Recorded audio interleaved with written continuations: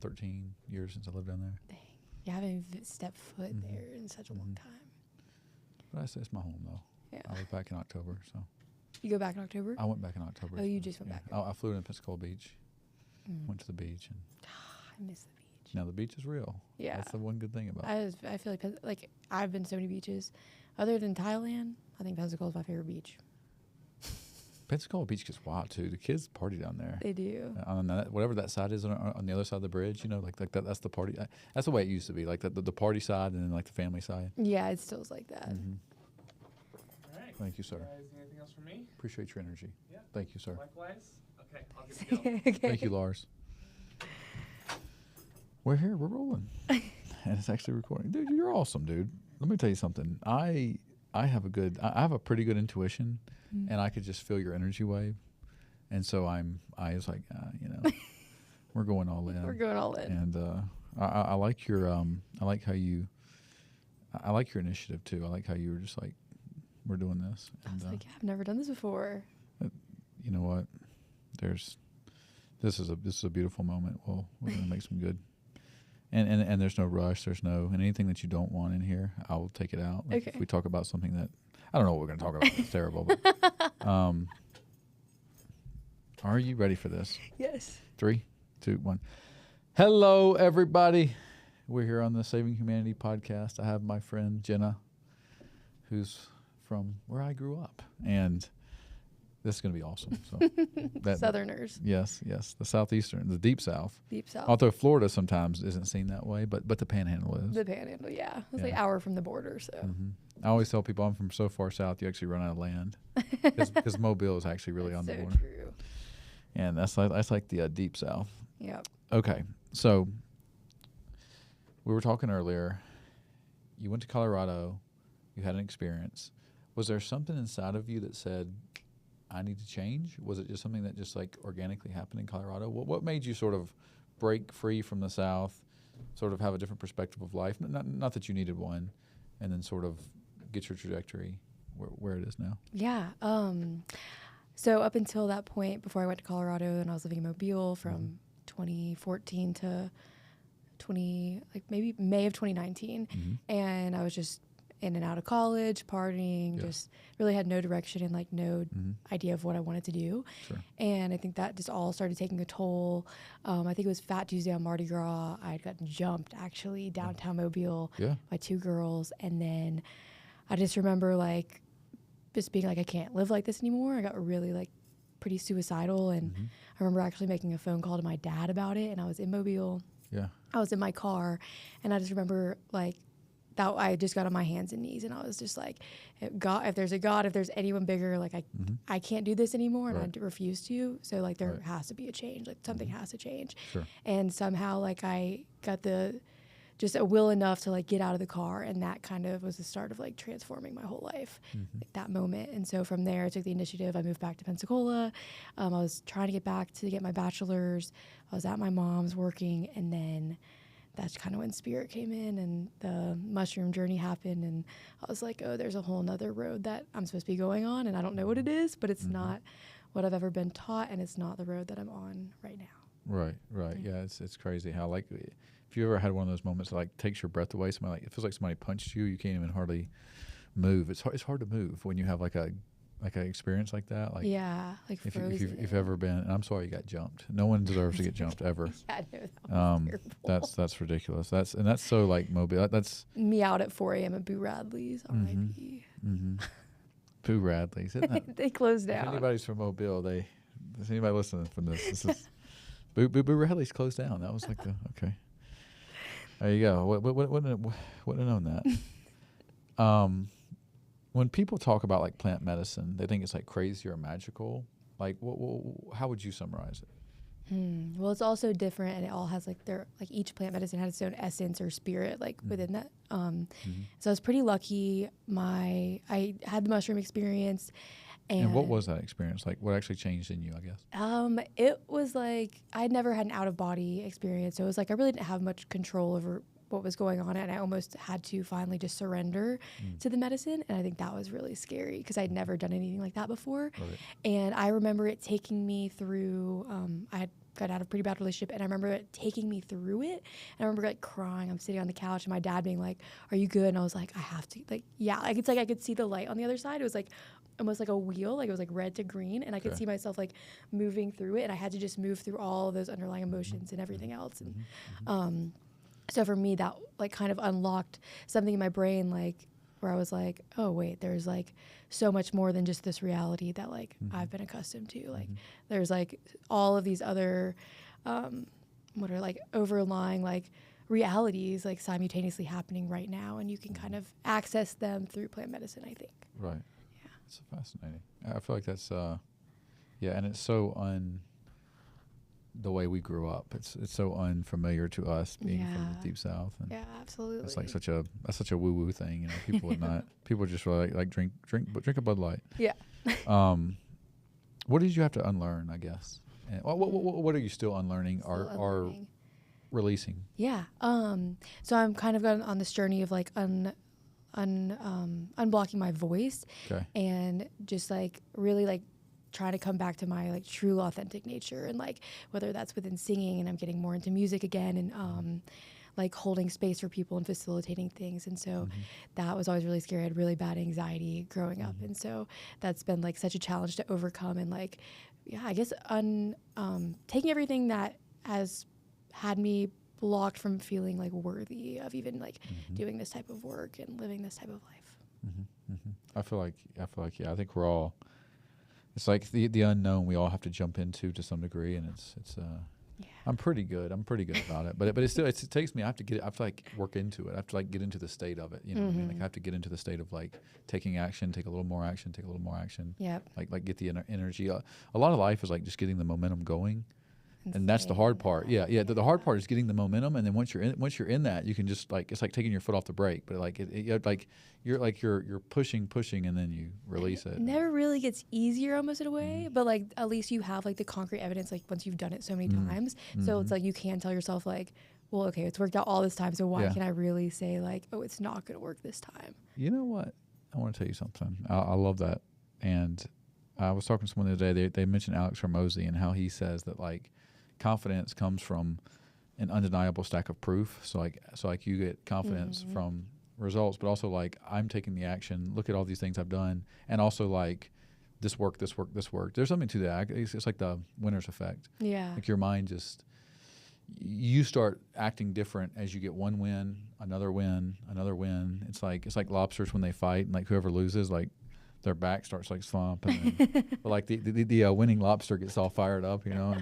And it's like a chemical change, you know. Yeah. And that's how we are as people. You know? Yeah, that makes sense. That's why they say make your bed, because like you get that one win. For me, it's just like going out and talking to people or just creating the action, because the action itself, the joy is in the act itself, and like as you go out and do it, the energy goes up. Yeah. Which is why I love like socializing and stuff too, because it's like you get better. Like you get better at it, and you connect with great people. And I've never. This is why you socialize. You just keep just doing it, and nature rewards you. Like if you do stuff that like is a little, you just on your own journey, and then you do it more and more and more. You get your skills will improve drastically. Even like in this podcast, like dude, I didn't have. Like I look at podcasts like when I first started, I'm like, man, but then I kept doing it. And now I actually have reels that have like 20,000 views, which I never thought I would have, and it keeps circulating, or like in the internet. Yeah. It keeps circulating, and like random people like every hour will follow my podcast. That's really cool. And I've had some sponsors for my podcast, and I'm like, dude, this is crazy. So you just put yourself out there and then like see what happens from that. Yeah.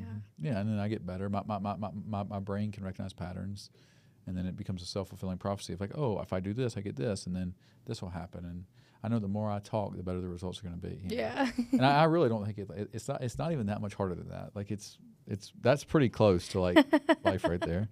And then talking to the right people, getting in the right situations, and being productive with your time, optimizing, not wasting, but also like optimizing what you're trying to do, like making sure that you're going for the right things and not, in the wrong ways and so forth. And but I think it's awesome that you're from the Southeast, that you lived in Mobile, Alabama.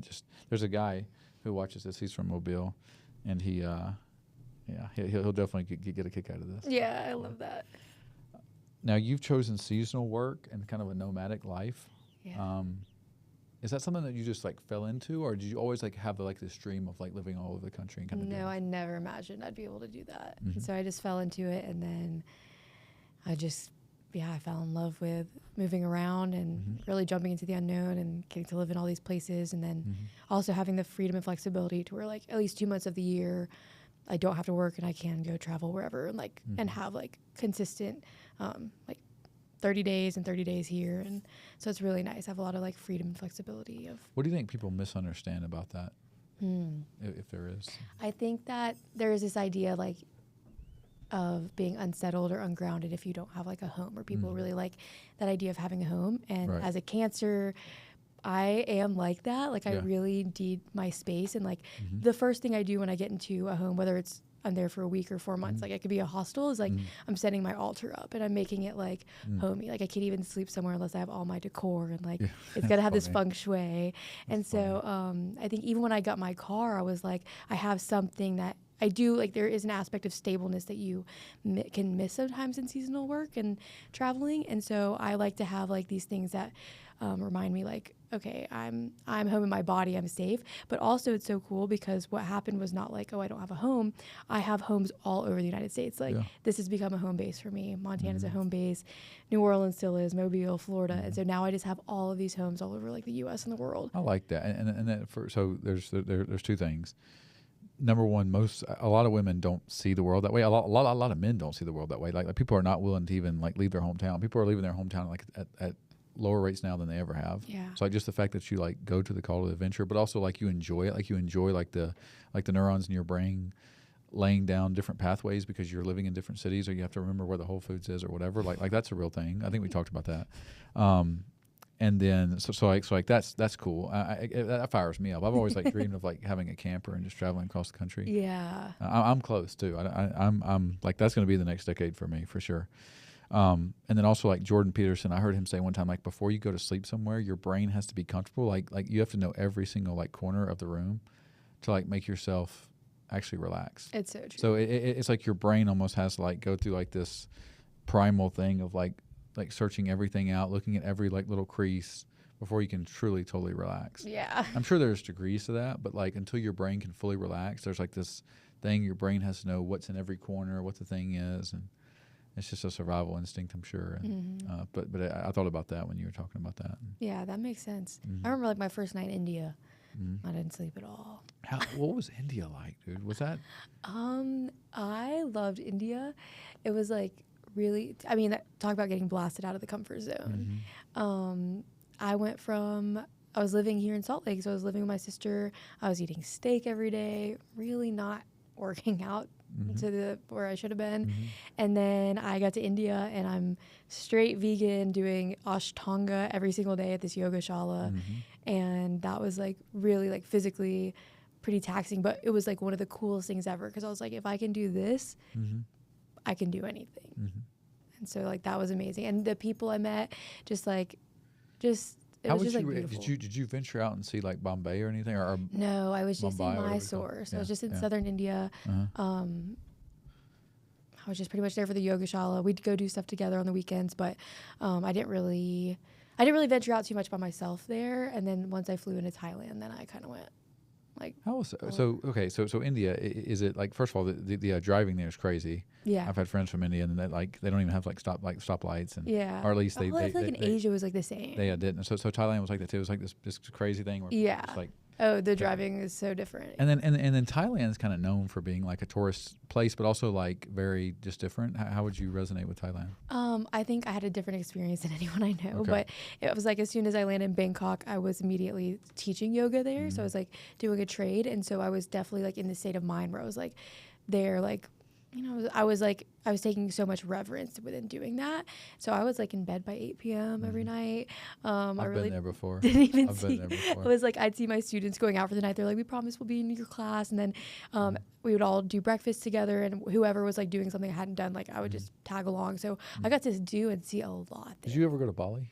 No, I haven't been to Okay. Bali yet. I feel like that's like the one, like all the women, like all my friends, they want to go to Bali. I'm sure it'll happen eventually. Yeah, that's like the destination. Do you? I got more stuff, but like, do you think this is your life forever, or like, do you want to have like in like 5 years you want to have like a kid and like a family and? I was just with a mentor yesterday, Mhm. and it's so funny because she had a similar, like now she lives in the canyon, and she's Mhm. like teaches, does retreats and all this all over the Yeah. world. Yeah. But we were talking about that, and I was like, there is a part of me, and I'm like almost grappling with it. Like I do imagine myself like being married one day, and I've seen my potential kids in medicine journeys. However, is that this life or past life? I don't know. Right. So in my head, yes. However, I know I'm not ready yet, and I know that there's Yeah. still a lot I want to see and do. Do you think you have? See, I really don't know. I think you do like evolutionarily. Is like your biological clock ticking? Or are you like more into I like? choose not to believe that because I think Okay. that as long as you're healthy and, you get to People are peace with having everything. kids later for sure. Yeah, I in my head it's like I'm not gonna have kids before 35. So Which is becoming a new normal, yeah, I don't Oh, even stress myself out about so it. to speak. And then that, yeah. I'm definitely like I'm fine with if it's happens, and also if there's a day where I'm like, oh, this is really what I want, and I can't, I have no issue with adopt. Like there's a million kids out there, Yeah. so Yeah. yeah. That's true. I have a buddy and his fiance. They just like they didn't really adopt the baby, but they take care of folks with special needs. And like one of the people with special needs, they're high functioning, but they had a baby, and now they're like raising the baby. Oh wow. Yeah, and I don't know if the child has special needs or just kind of like a lower IQ, but Yeah. it's very fascinating because they're like it's like an infant, and they're like because no They one take else care can of take it. It's either that or they just give it to the state. You know. I think if your purpose is to be mothering, then the universe can provide whatever that means. And it's not always like what we have as our typical idea of what that Right, looks like. right, and I think like even too like as we evolved in tribes, we were constantly taking care of other people's descendants. Like I don't think it's as abnormal as we think. And like they always say like if you get around somebody, it's like there's a big age gap. Your natural instinct is to like paternally or however you want to say that, like give wisdom to them or help them. And Yeah, absolutely. like teaching like little kids, I can relate to that because like you're naturally more like a, you treat them like you're like they're your responsibility, at least when you're with them. Yeah. But I feel like we're missing so much of that in society in general because we used to have like the elders watching the babies and passing on, and now it's like there's no place. That's something I realized when I was in Asia and India, and like we don't really have in our society now. Is no place for elders here. We just like there's a home or whatever. Like we really don't have like, whereas they stay in the home and they raise the kids, and like there's that wisdom being passed down. Like that is something we don't necessarily Yeah, and have. some of India they live at home till like 35 or something or 30 or whatever. There is no like you're Right. 18, you're an adult, Yeah. get out of the house. Like Yeah. no other culture does I know, that except I know, here. I know. India, like too, like even here in America, they'll like a bunch of like an Indian family will move into like a house together, and then they'll like buy real estate or something, but they'll like work together and like couple their resources and And create it's generational wealth pretty common. Yeah. rather than like at 18 doing 3 jobs and struggling to make ends meet. Yeah, which is why you have to have like assets. You have to own assets. Like we have to. The key to all this is not like the income. It's like having assets to acquire to which they can feed you forever. Yeah, And that's the only way to wealth in any country. true. I mean, if it's a halfway market-oriented economy, there's no way else. I mean, and if you're not in a market-oriented economy, your life's probably horrible. Like if you're in Cuba right now, they don't even have fuel. Yeah. You know, there's no place where we don't have. There's no country where there's not at least a market economy where the people even have a quality of life where they're not trying to run away from. You know, so it's very interesting how that works. Do you feel torn between like your freedom that you have and then like stability? Because you mentioned you were a Cancer. Like, do you feel torn between like wanting to like live in like, I don't know, wherever? And go No, ahead. not at all. Okay. No, I really actually like this cycle I've been in and like kind of like moving every 4 months. It feels really good, actually. But it is, someone asked, like, do you have an issue getting close to people because you move? And my answer was, like, no way, because I definitely, like, the present here and now is, like, all that really matters. Like, you don't know what's going to happen. But I have ran into that while doing the 4 months thing because other people may feel that way. Like, they might not want to get close to me or continue something because they don't know. Right. And so I've experienced that, which can be a little challenging. But I feel like the right people will understand and they're on the same page. Yeah. No, Jenna, you have such a powerful energy wave, and it's good, and you're like really awesome to everybody. Like you're just a kind person. Do you feel like people, because you're so powerful and not like in a masculine way. I feel like I hate that term, like the masculine. I hate that term. But like because you have such a powerful energy wave, do you think people like misunderstand it, or at least can be like they think that you're kind of like too independent, or do you think you're just so powerful that like maybe even psychologically you have a trouble like do you think you long for independence so much that like you just it's hard for you to like you couldn't like live in the same town for a year and a half or something like you have before. I know you lived in Mobile, but I'm just saying that like do you feel like people maybe have expectations of you that you can't live up to, or at least that you don't want to live up to? So there's two parts to this answer. Yeah. I'm really lucky in a way. I used to hate it, but my family's not like, they're not really super tight knit. Okay. And they're not really like, I didn't really have the expectations on me, which Yeah. is the benefit of that. Yeah. Is like, they are kind of just like, okay, like whatever. They're pretty much in support of whatever I'm doing, but like, Right. they're not really, I haven't seen my family in like a year. Right. So I don't really have that. And so I used to be super jealous of people with tight knit families, but then I realized what expectations come with that. Right. And so like there is a benefit to that. However, like like commonly get misperceived by other people just because, especially like when I'm working just like a regular job or something, because I am always like this. Like Yeah. I'm always positive. I'm always kind Yeah. of like Yeah.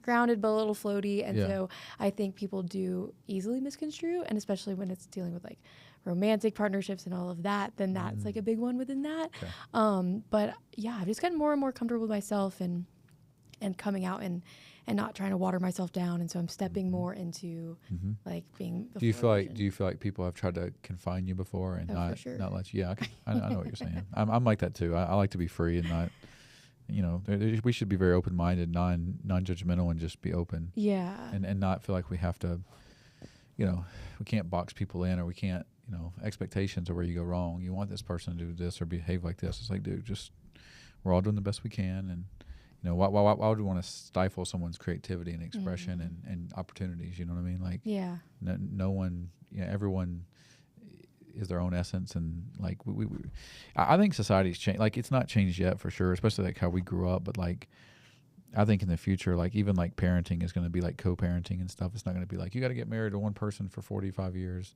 And that's a controversial thing, but I think it's happening. I think like already people are like adopting or co-parenting or like taking on sperm donors. Like that's already like at like record levels, and also like, and it makes sense in a way too. I don't know. You can. I don't know if you've ever thought about that. But I have. I do. I'm like, there is like something about devotion that we can't get. Like there is something beautiful about devoting your life to a person, but it's like that is your journey. That's what you're gonna walk. And so I've been grappling with that of like, do I even believe in that for myself? Is that the journey I want to walk?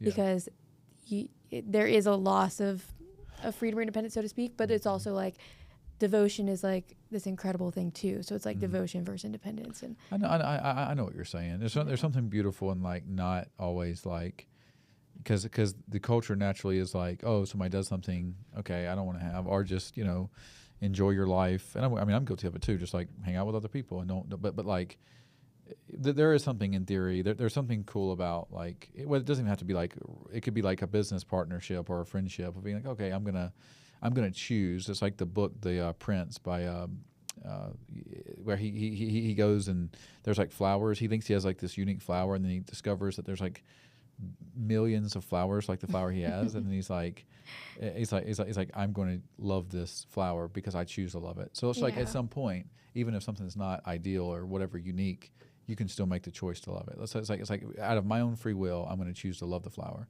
Yeah.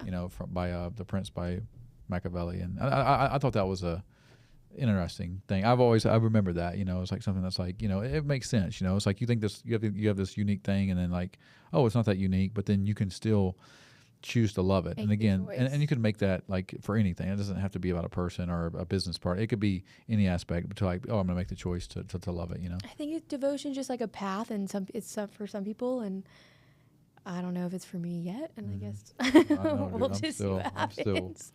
working on it. I'm like, yeah, I know. Trust me, dude. You probably do have a little idea, but Glad I didn't jump into anything too early before. yeah, but when people have like kids and stuff, they always love it. Yeah. Like when someone, like if you had like a 6-year-old kid, you'd be like, my life is not the same. Oh, Like everyone who absolutely. has a kid, they're like, oh, I never saw this, but it's like they could be co-parenting, not even, and like I've known so many people who like that's like a one night stand baby. I know people who are a one night stand baby. Yeah. And their life is perfectly normal. Yeah. You know what I mean? Like My favorite answer though, like someone was asking, my favorite answer whenever someone's like, oh, they have kids and they did all this and they're like, oh, I wish I'd lived your life. I wish I had that. I said, well, here's the thing. You always can. You already have all of this. I technically could end up not having what you have. I know. So it's like really like if you already had kids early on, you still have your whole life to travel and do everything else. Right. So. I even like with me, like I've always been careful not to get someone pregnant. Yeah. And I'm like, why have I been living like that my whole life?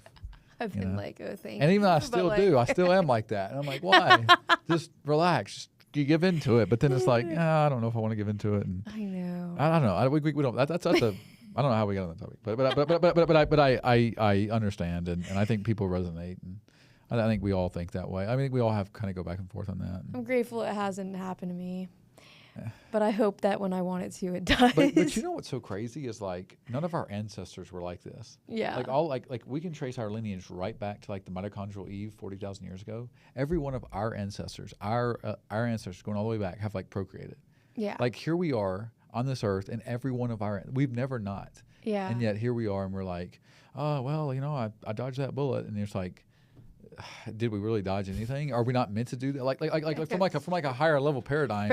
What if we're always pinging for you know what I mean? Like because and I understand what you say about like I choose not to, and like I think we can definitely have like free will. We definitely, but like evolutionary, we also have like a psychology that's like tens of thousands of years wired into us, where it's like subconsciously and like autopilot, you know? Yeah. I don't know if you. Well, there was like I was listening to this video and it was a indigenous woman and she was saying like whenever like I'll see things now like especially Gen Z and our generations being like, oh, it's irresponsible to have kids in the world that we live in today. But then the indigenous view on that is it's actually it's so rebellious, and they're like, because they were trying to, we were trying to wipe out and whitewash the indigenous people here on this land, and they were like, for us to continue having kids and teaching them our it's a ways, rebellion. we're keeping our lineage, we're keeping our our wisdom. Yeah, I like that. I like that mindset. That's a mindset that like we all races and all people should have.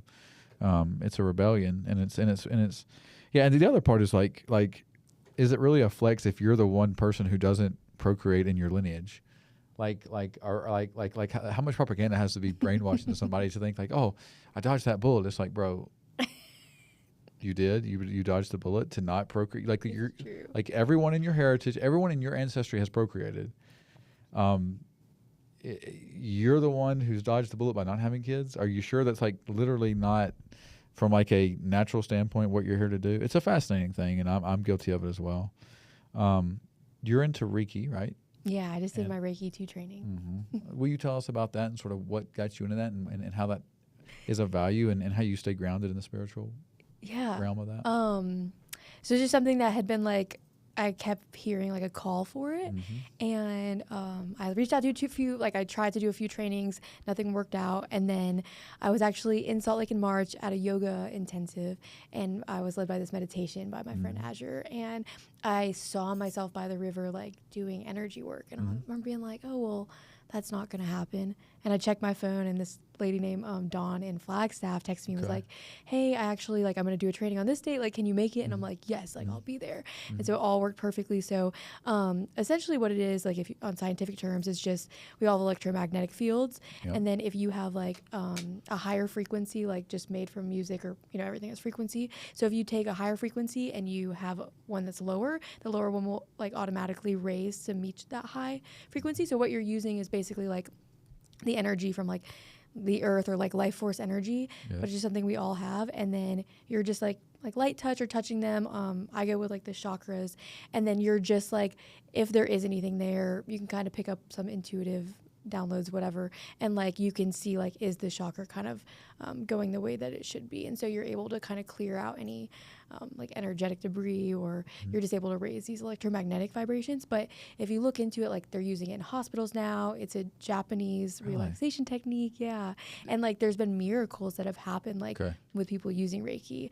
I pair it with my sound healing, so I don't want to say like, oh, I just do yoga or Reiki. Like I've kind of created my own genre, niche, using like everything within one. And good for you. It's been really interesting. You're very creative. You have a very imaginative mind too. I've learned that that's the key. I used to like look at all this esoteric stuff and I'm like, how do I like get there? How do I get these Right, answers? And right. like, as I've met the people that have the answers, I'm learning a lot of it's just in our imagination, but somehow, Right. all right, it's working. Right. Where does the Reiki, if I've said it right, Yeah. and I've had people give it to me and use it on me, and or not like a formal session, but they're just like friends of mine who are like beginner Reiki. They're like, here, take this and do this. And I have a joke because one time, because I have like I don't know, did you watch the first? Okay, I don't know if you did, but like I have a blood cancer and I was in the hospital for it. And my friend, she gave me a Reiki rock like maybe a week before I ended up there. Yeah. And like so I had the rock and then like I put it down and then I wasn't like in the whatever, I was like in a room doing some cancer treatment stuff and I was like, if only I would have held that Reiki right. Like I was saying it like to be facetious and fun, you know. But it was funny because it was like, Yeah. but I understand the intent and like also, and the idea of like raising vibration seems awesome to me. And I like we could all the universe could definitely raise a vibe. We don't have to have killings and mass death That's so and true. even pettiness. Go ahead. I was gonna just add in my favorite part is that like as humans, especially here, like so many people are not experiencing touch from other humans, and it's like one of the like a vital necessity, honestly. And so that's one of my favorite parts with Reiki is just getting to be a little more hands-on, because like you really do see people just melt in your hands and realize like you don't even know the last time someone maybe has like been hugged by someone, or like if they don't have that partnership, like you never know if someone's like, especially since COVID, like there's so many people who like literally have not been in community ever since. And that's why people go and take guns and kill people. Yeah.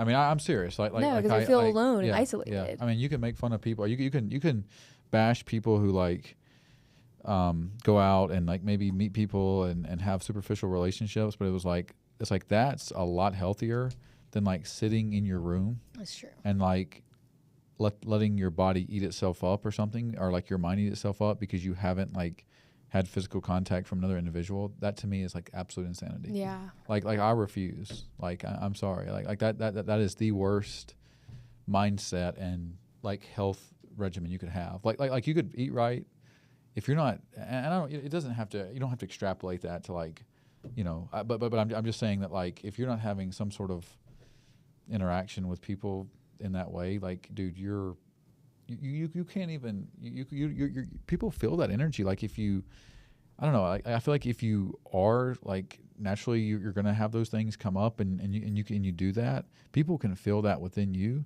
If you know, no matter who you are, there's like this peace and this groundedness. And I don't want to like, I understand the argument against like, you know, going crazy with the physical stuff, but it's like, dude, it is more important than like we could ever dream. Also, like, it's just a self-love technique too. It's like, dude, you need to like at least engage with other people. You don't have Book to a massage. Yeah, you don't have to have sex with everybody, but you do need to. I mean, I'm pretty open-minded, but like you do need to have something that's like normal and like at least have some physical contact, especially like, yeah, that's why a lot of our mental health problems, dude. What if the people who have mental health issues were like, I mean, that's an abstract thought, but we all know it's true too. Like we all know, like, what if the people who have mental health issues, what if they could just go out and just like have physical affection and stuff like that? And there are people, like I have a friend, she's like a cuddler. Like you go and like cuddle people and then you get paid for it. I've seen that. And dude, I always say all of us have a price, including myself. You put like $100 million and you're like, you know, I would think about it for sure. You know, whatever someone would ask me to do for $100 million, I would think about it. There are some things I would not do. I would Even for $100 million. Huh? Even for $100 million. For 100 There's things you wouldn't do. Yeah, there's things I would. I mean, dude, there are things I would. There, as far as I know right now, there are things I wouldn't do. Okay. Because I can't sell my soul that much. True. But like we all like if you have a job, you're giving your time and energy for something. Yeah. So in theory, you're giving your time and energy, and then it basically everything's psychological. So it's like, which is the argument like I make for like when people hate like on people who have like OnlyFans. I'm like, number one, if it's a dude, you're so jealous of like the girl. Like if it's a dude hating on a girl, I'm like, bro, you would do the same thing. Like, you know, you're jealous. If you could make $10K a month and like do what you do like twice a week anyway and film it, you would do it. You would do it. You know you would. It's so obvious that you would, you know? It was like the Manosphere video, and it was like all of those guys just like hating on them, but it's like you guys are literally like the equivalent of each other. Like what you're putting out there and what they're putting out there is the same thing. Like, and plus, what like it does have a role. And I agree with like, because it can be a dark side of anything can have a dark side, even if it like means the light. But like, what about people who are like in a wheelchair, they're crippled, and they're like alone? Like maybe like they need to watch something like that because it helps them. Maybe it keeps them from killing themselves. Like I'm not for regulating any part of our behavior. You know what I mean? Like as long as you're not hurting other people. You know what I mean? As long as you're not. And you're above 18. Yeah, you're not violating anybody's rights. Yeah. Then there's nothing, like the government or really anyone does not have the right to control that, to regulate that, because that's just people voluntarily engaging. If someone wants to pay for that, maybe it keeps them from shooting themselves. Maybe it keeps them from shooting somebody. Yeah. Maybe being able to message people and have contact with them and paying to do that, maybe that's a step up from what they have. That's true. You know, like we have to, we can't just be so basically, and then from there, like we can offer other services, or like not like that, but like other things to help the people take a step up, because there is like this lower vibration that like comes with just consuming or seeing someone as like something to find pleasure in. I always say, I have a friend, and she did OnlyFans for a while, and she was staying at my house, and I was next to her, and some dude called up who like paid to like, you know, he paid for something, and then he got to do a phone call with her, and it was like the most, and this was like 4 years ago before I ever heard of OnlyFans. This was like 5 years. This was in 2021, but before I didn't even know, like I'd heard of it, but I didn't, and so this was, and I'm serious, and this is like in South Dakota, and I'm like, and so she has this call, and this dude like describes what he's like looking for, and it was like the most demonic low vibration. I was like horrified and like scarred for life. And her, she was like, okay, cool. And I was like, okay, you're a sociopath. But then also like that same girl gave me all my podcast equipment. Like would help me if I sent a text and was like, hey, you know, help me with this. They would. So it's like it's a dichotomy. Yeah. It's like people, all mindset and how you feel about doing it. Yeah. But then also, is that contributing to low vibration energy? Like just the fact that person would call and do that, he's in such a taking state. Like he is so unaware of like why he's here on earth, which is like his higher contribution on earth, which is like to be in service of others, to have a journey and a vision and a goal. Which serves his fellow man. That's probably why we're here, because that's the only way that we evolved to be here. So like, because we evolved that way, like evolutionarily, we're the descendants of the people who evolved that way. So it's still innate in us. So we have to think that way and be that way. Like on the search of purpose. Yes, on the search of purpose, because otherwise our human race would not exist. Yeah. So it's like he was so far from his purpose. It wasn't even like what he was saying was egregious. It was like, if you're in the state to consume and then take the time and energy to do that and to make those calls and do all that, you're in such a low vibration state where you're literally, instead of like offering value and sharing and like sharing energy, you're in such a taker for lack of a better term. And I guess there's like levels you could look at all this, but like your energy is basically it's a lower vibration. Yeah. And it seems like if you want to add to that and stuff and talk about that, not in your own, however you want to say. Yeah. You know, it's fascinating. I agree with what you're saying. Like, if that's a state that can keep them from like if that's the contact that they need to have to keep them here, then like all power to them. Yeah. And if people want to do that, then no judgment. As long as we're not bringing children into it, I don't care what anyone else is doing. Yeah. But then on another end of that, like there are people like in Salt Lake, like Kate, who opened Norcova, and that's because she had a friend that lost her life to mental illness, and so she wanted to create this space here in Salt Lake to like bring everyone in, whether it's like co-working or there's like men group and women's group, and she's created this whole thing to try and bring people back into community. Right. And so like there are people doing like such incredible work. It's a higher vibration. Yeah, like raising our vibration even here in Salt Lake. Yes. Which is why we like let people be free. Yeah. Freedom's messy. There's going to be weird things like OnlyFans, where there's going to be these weird, like the whole dark web thing, where like these weird niche little things come up, and like people give into their weird, like demonic mindsets. Yeah. And then, but if we're on a long enough timetable, Then maybe we can find the purpose. good will also take over. We'll have more Mhm. options like Norcova. Even OnlyFans might change. It may go from just a thing where people maybe are dabbling in low vibration energy and sort of that a taker mindset to one day it may transform and it may be like the most self-development thing ever. Yeah. And I've seen that before. Like we have to let people be free, exchange voluntarily, not try to control everything, and then from that good things can happen. Yeah. And just planting seeds out there. Like Mhm. even if someone doesn't like understand, if they just see that someone else is living like this other way or there's this other route, maybe they can't do it right then, but like just knowing that could lead to something in the future. Mhm. Yeah. You're tapped in. You're dialed in. How have your relationships with family sort of evolved as you've grown? So for me, like, being on like this really alternative like Yeah. route of life, Yeah. honestly was like, it is good because again, like what I was saying when I was in college stuff, like I was partying, like I was not taking care of myself. Right. And so even though I'm like out in other countries by myself or like Yeah. driving across the United States by myself, Yeah. it's still like I'm so I'm like very responsible for myself and like Yeah. take accountability. And so like Yeah. my family sees all that and they see how I see can take that. care of my life and like Yeah. I'm very on track and like I'm a planner. And What was your dad's career? he was an offshore underwater welder. Okay. So is 30 years. is he kind of like high testosterone kind of risk taker kind of man himself? Yeah, he's an adventurer. Mhm. He's now has a weed farm in Colorado. So Really? he just How many children did he have? actually, me and my sister, I grew up with just one sister, but we found out I had a half sister from whenever he was in the army. So technically, it's So three. he had number one, he has the genes to give to create girls. Yeah. So something in him creates girls, and then he had a baby that maybe no one knew about for a while. Yep. We found out when I was 16, and she's older. Did he have any relationship with that child or not? No, like they never reached out. He was like in the army, like just like on like a partying weekend, and Well, he got someone pregnant. yep.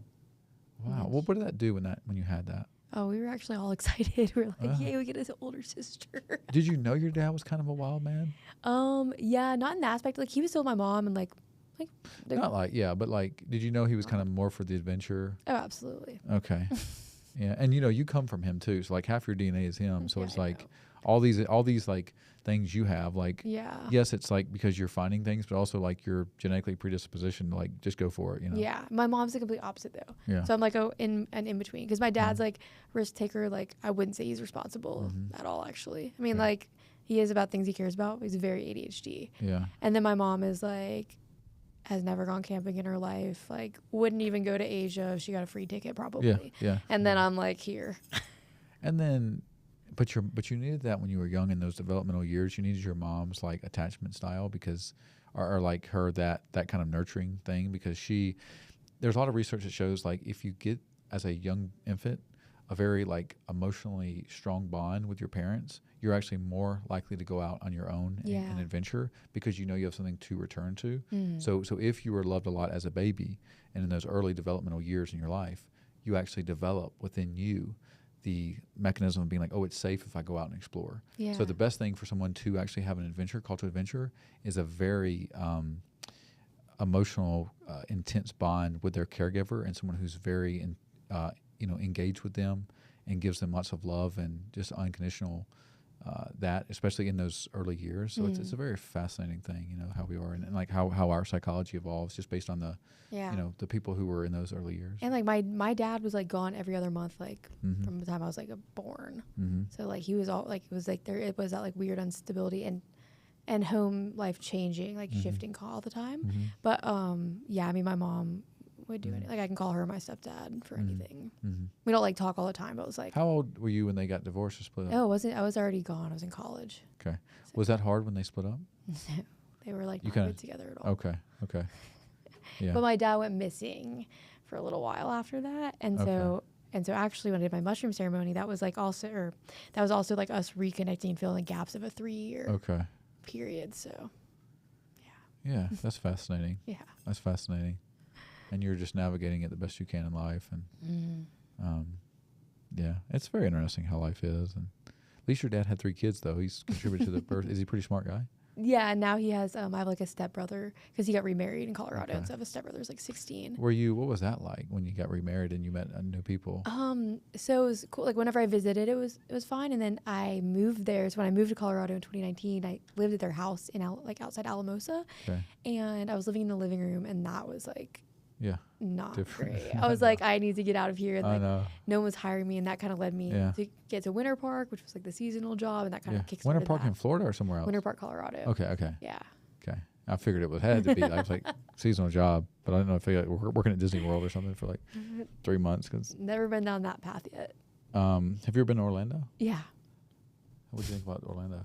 That's like When I was a 8 hours from kid, Orlando. so it was like we'd go to Disney like every year. Do you go to like Vegas? Do you go like, I'm sure you have, but like do you like, because you go to like Sedona and like Park City, I'm sure, and like Colorado where it's like resort / spiritual places. And Yeah. Like, do you ever just go like Vegas and just like Yeah.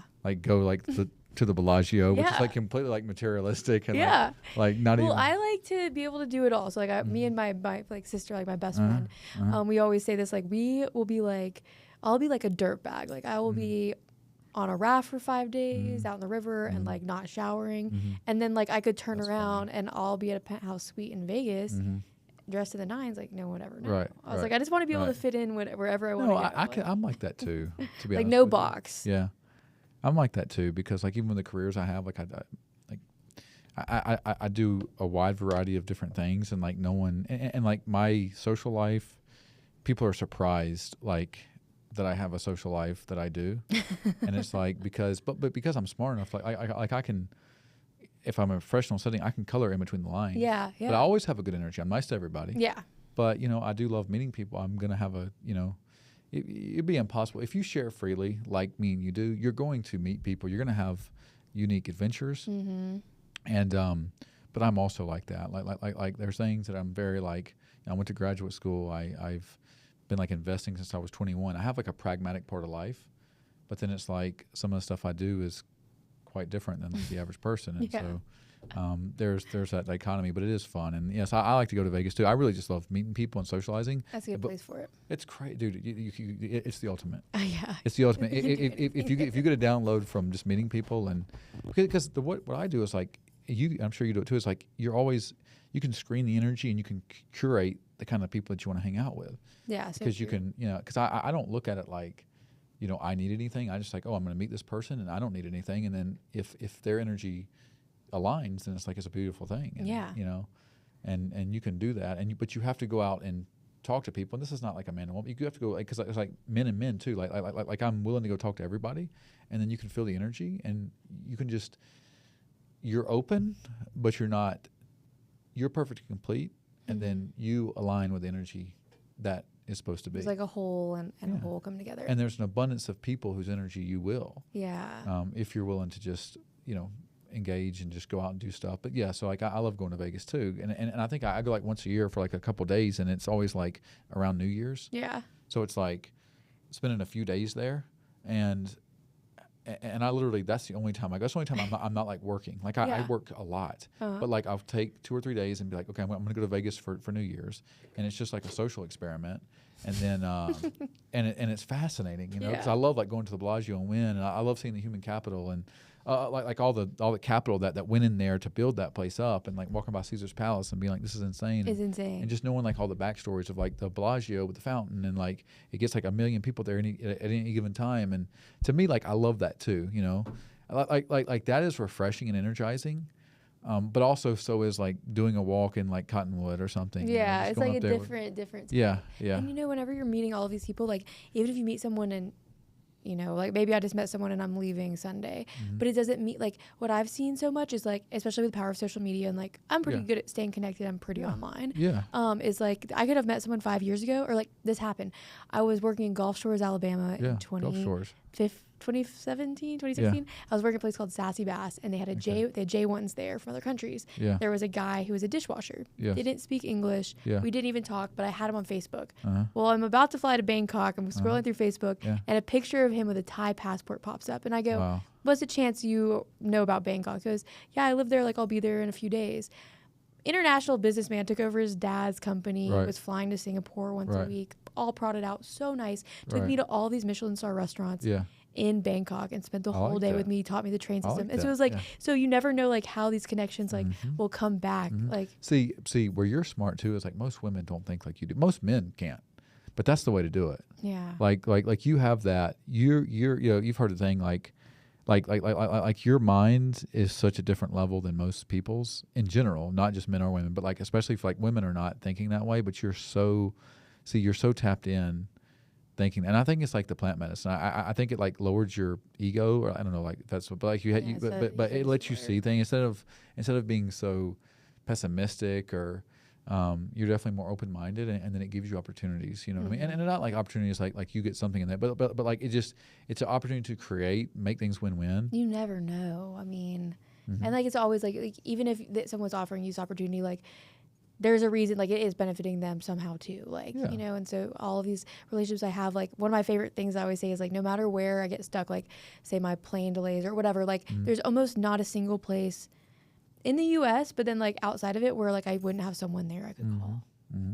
Like that's a crazy feeling, but like a beautiful feeling. And you love Salt Lake too, because it's very like Yeah. woo woo spiritual, and like the people here just like things just work here. Like Salt Lake is, I've lived in 10 states. I know you've lived all over, but like it is like very high, all things considered, a very high vibe place, and like stuff like this is just so like people create stuff like this, and Yeah. there's entrepreneurship. There's I Salt do, Lake's cool. there is like this home feeling. Utah in general is cool. Yeah. But I think Arizona is my. I hear. I've never manifested like I Yeah. have in Yeah. Arizona. I Yeah. mean, everything I ever wrote that I wanted would just would come in. I'm like, Is Sedona the only place to go, or is it? no, well, I was in Flagstaff. I would hang out in Sedona and go south like Cottonwood. Mhm. But I really was like liking Tucson and getting down there. Sedona I like for like I would do a reset, but it gets so busy. Like I couldn't be there. Like I was there like early in the winter time. Wasn't too bad, but you can't get parking in this. Like it gets too crowded for me. And I'm definitely someone who funny. lives like I was living in Bryce Canyon. Like I like living when there's no traffic, no lights, nothing. Like I like living out there in the middle of nowhere. And then still going to Vegas For like me. once every couple months, Yeah. and just being Yeah. being around everybody. But it's so funny because a lot of my friends are like if I have friends that are like more in the city and like more like the suburbs, they're like, oh, you're so outdoors, you're so granola, you're so an outdoors girl. I go to these places where I'm outdoors, Yeah. like with a granola, and they're like, you're so city, like you're such a city That's girl. funny. I'm like, yeah, I don't really fit in anywhere, and yet I go every like fit. I know a guy. He tells a story about like he went hiking, and like one of the people who were like very like granola and like kind of like a socialist minded, which is like, you know, the businesses are destroying everything, and then he like stole people's like granola bars and stuff, or like protein bars. Like like every truth is a half truth. Yeah. There has to be like you have to read Buddha and know your social security number too. Yeah. There's like the tapped into why you're here, which is like evolving your essence. Yeah. Also coupled with remembering your social security number, Have an having a interesting pragmatic thing plan with to. that, actually. Yeah, go ahead. So when I've met people, because you know I am like in some of these spaces where it is like spiritual woo woo, Yeah. and you'll meet people who feel like they're not here, like they're not on this human existence, like. Yes. And you know I like the star family and all of that and like everything else, but it Right. is funny when I'll meet someone I'm like, oh, where are you from? And they're like, I'm from this star, and I'm like, okay, same, but what about like Yeah. this lifetime or Right, whatever? I right, don't know. right. And then so there's like a Kundalini thing with that, and so I've heard like some people like I did open up with plant medicine, but I've done a lot of trauma work, like a ton. So it is better to open up from the base and then come up and then go through the enlightenment. Right. But you will experience people who are like, if they're not grounded, it's almost like they open the pineal gland and all this, but they didn't get down into the body because really like you have to start there. You have to go Okay. through the physical traumas here that you've experienced and get through that before you could even go to that connection to like extraterrestrial or whatever it may be. So that one's a really interesting topic. It is, and like if someone's so far out there, it's almost like talking to someone who is in like psychosis. Yeah. Like it's a close thing. Like someone who's so like spiritual or like not connected to like the mainstream, which is kind of beautiful too for like themselves, but like it can be like talking to someone who's going through psychosis, who's having like hallucinations, and who thinks you're like someone from their past, even though you're not. Like it is a very. It's weird how like both things can be like.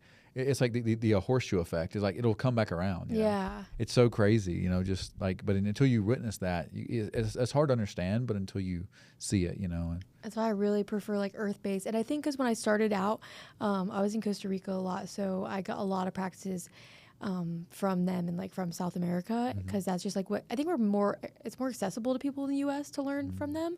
And then when you're doing ayahuasca, whatever, and Amazon. But that's why I'm going to Spain, because it really is important for me to. I've taken these practices, but they're not in my lineage. And so I'm like, well, what did my ancestors do? Like, what did they believe? What was their lineage prior to widespread Christianity? So that's why I'm doing the pilgrimage to Spain as well. Yeah, but prior to Christianity is like 2,000 years old. It's hard to but find something. They that's not. have strong Celtic roots from prior to it, and so they still have a lot of their own beliefs there. Yeah, because like Spain is like Celtic. Didn't like a lot of the Irish come from Spain or something? I don't know if you know the history of that. There's like the south. There's like different regions though. So Correct. like Yeah, sure. apparently there's like an insane amount of different like genetics in Spain. Okay. Yeah. Yeah, because some of Spain is like Arabic too. Like because like the right Persians came and conquered it for like 300 years or something. The like the Muslim rule of like Spain was like conquered for like hundreds of years. Well, even in that town, it's called Canterbury. It's like north. It was the last town to fall to the Roman Empire. Really? Yeah. So that's pretty fascinating. What was it? What was the government before that? Before the Romans got there, like 2,000 years ago? I don't know. I mean, I think they would have been like in village, like just more indigenous, like earth-based practices. Yeah, like almost like pagan or something. Yeah. Fascinating. I love stuff like that. I love stuff like that. As you can, if the version of you that never left was like back home, what would they say about you here?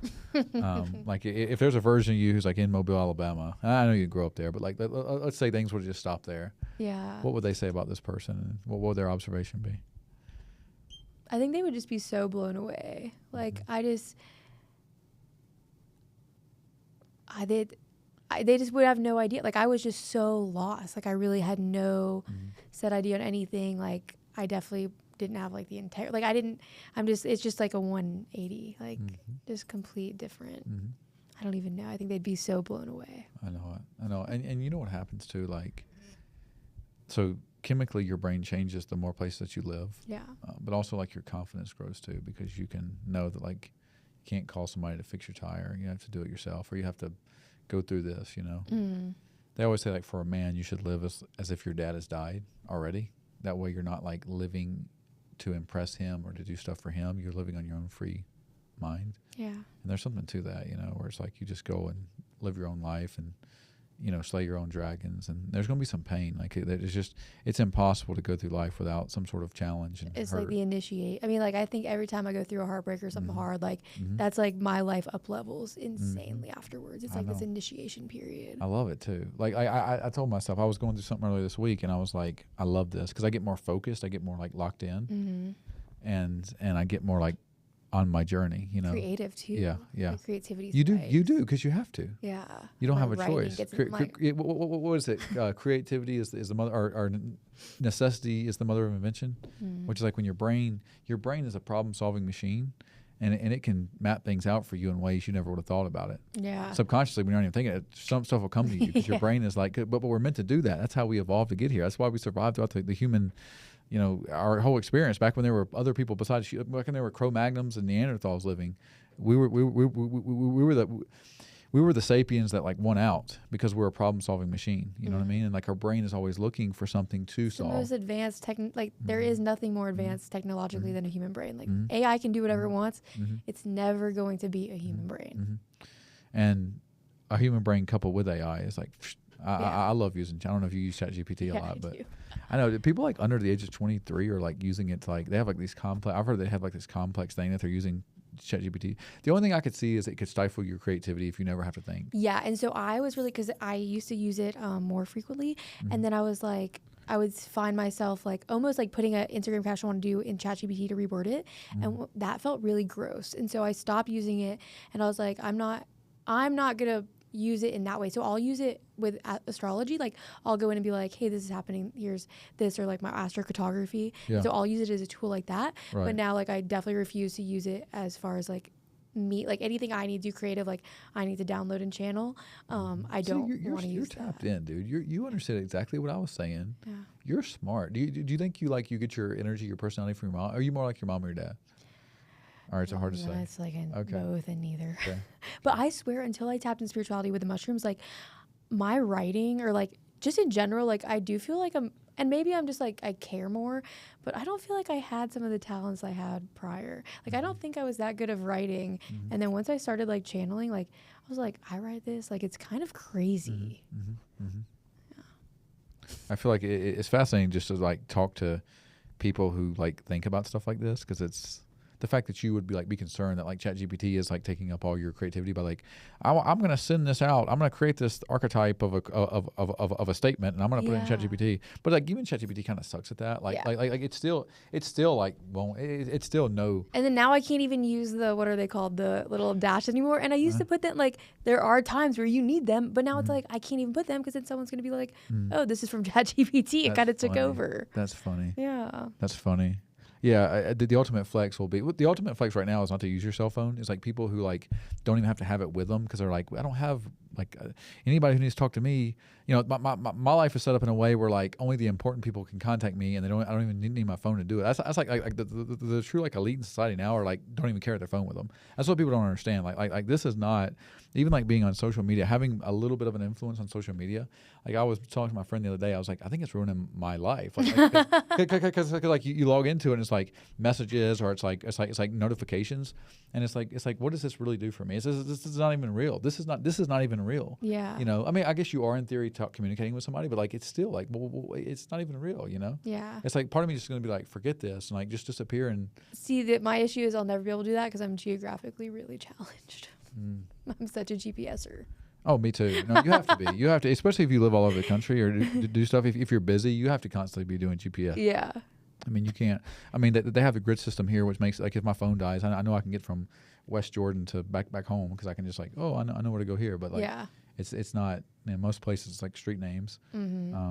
And I move so much, like, as soon as I leave somewhere, I just forget everything. Dude, I swear. So I've lived in 10 states, and it gets easier, like, when you live somewhere for, like, I'm coming up on 4 years in Utah, but, like, sometimes, especially when I first moved here, or, you know, even a year or two afterwards, I'll imagine something. I'll be like, oh, I got to go there, but it's, like, in a different city. That's what's crazy. It's, like, in your brain, especially, like, when you're tired or something. Yeah. You're imagining, or if you're sleeping, like, you wake up and you're like, oh, I can go there. I got to do this. But it's like 2 cities ago, and that's a real thing. Until you've lived other places, you don't even realize how that can work. But it's like food. It's like I'll remember a food. I'm like, oh, I crave that, but it's like I can't get that here. Yeah, like it's only at that's this in Tennessee.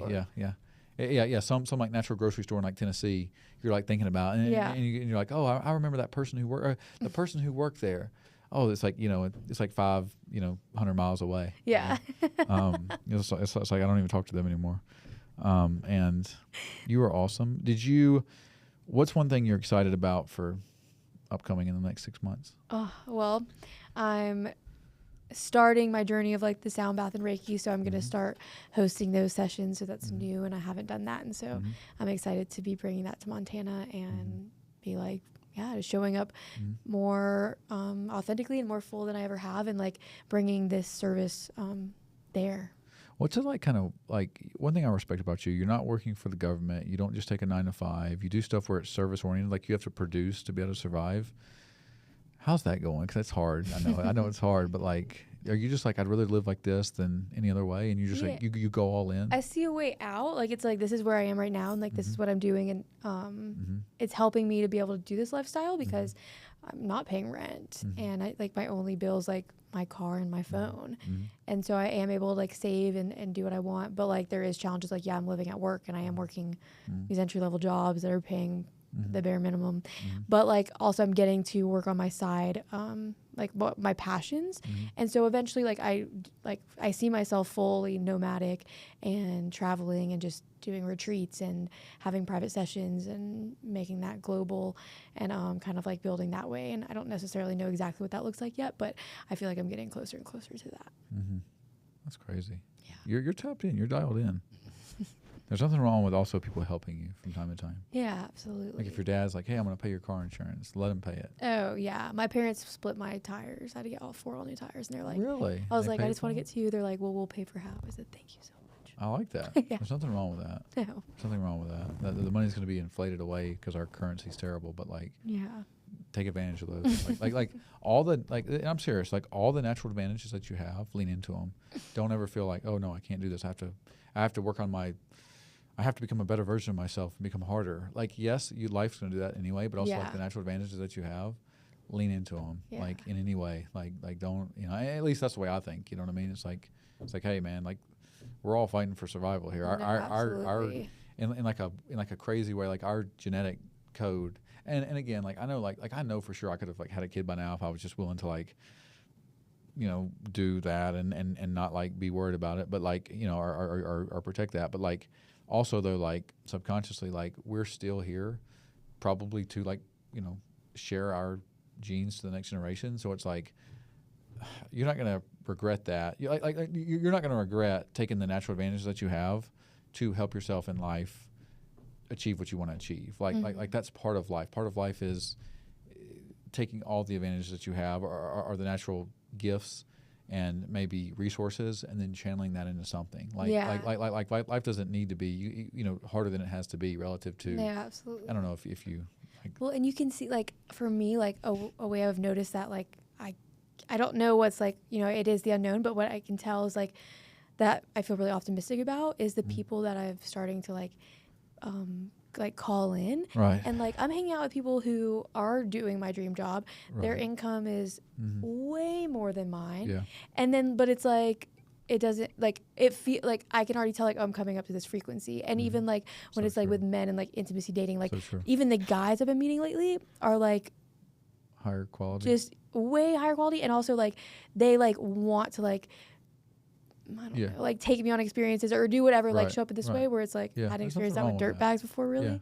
But I bet in this like energy of like being open to receiving and like, and that's kind of hard too, with like taking a step back because there is that independence aspect, and so letting someone like open every door for you and plan all this stuff, like it is like it's like a form, but and really you're addicted to what you're comfortable to. Yeah. As well. So your brain's having to rewire itself. Absolutely. It's like if you're used to a certain way, and not just in any type of situation, it's like your brain's like comfortable with like this, and you almost don't think that you're, like you said, like you have that imposter syndrome. It's like, oh, this isn't me. I'm foreign in this, but then it really is. Your brain's having to rewire itself, and it's a fascinating thing. And anything you'd like to add? I feel like we've covered a lot. Yeah, we have. It's been great, and I feel like you should do your own podcast. You should do something where you're speaking publicly. And I'm working on doing more and more like videos on Instagram because it's that's definitely a skill you have to kind of like get. Like talking to even the camera is like so weird at first. I know. I know. Some people don't like the way they sound. I love the way I sound. So I watch myself on videos, and so it's like I love my voice. No, every time I've seen an interview myself, I'm like, oh, I'm obsessed. I'll watch this a million more times. That's all right. That's all right. That's all right. I would rather have that reaction than the opposite. Yeah. Like that. That's you be so excited about your energy wave and the stuff you create, even if it's like you look back and you're like, that way, what because on your journey you may elevate, but like wherever you are on the journey, you love it. You know what I mean? So it's like a beautiful thing, and you're in love with just the experience of it. I love the quote. It's like, you will overestimate what we do in 1 year and we'll underestimate what we'll do in 3 years. Tony Robbins says 10. Was that Tony? Yeah. Okay. Tony Robbins it's like you overestimate what you do in a year. Fathom 10 years. Yeah, I don't know. I know. It's true though. It's true. Things compound over time, and but then you but then you can get like in your head too, where it's like, am I getting 1% better today? That's a whole different thing. You know what I mean? Yeah. It's like you're not even present because you're like thinking about how to optimize everything. Yep. But you look back like a year, and it's like could never imagine it. And also like things go such a different way from any time I've ever planned, and they always end up better. 100%. Any sort of like dip temporarily, you always come back. Shoot up. It's crazy. You just have to like things happen to us.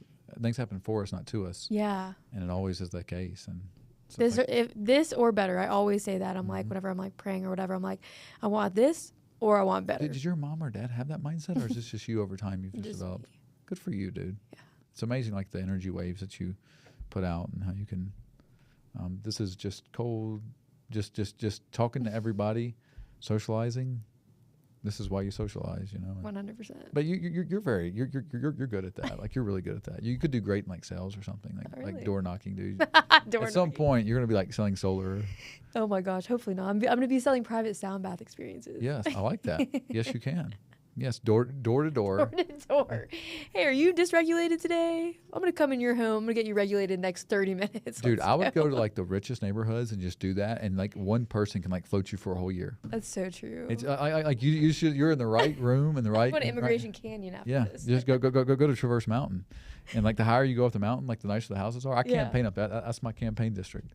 I'm running for Congress. Oh yeah, I saw that on so Instagram. so I'm running for Congress. So like I love the different energies and like experiencing things. I had a guy last night. He like was so angry that I got on his property and like, but I had many great interactions too. But like you never know what you're gonna get. And so he was like chasing me down, like but it's a beautiful thing. I love stuff like that because it's the polarity of life is the cool part. Yeah. And thanks for being awesome. And, Thanks for having me on. oh, you're awesome. I'm gonna go have an awesome rest of your day and peace. Okay, hold on. We're gonna come back. They have a thing. We're gonna do like a little promo. Okay, sweet.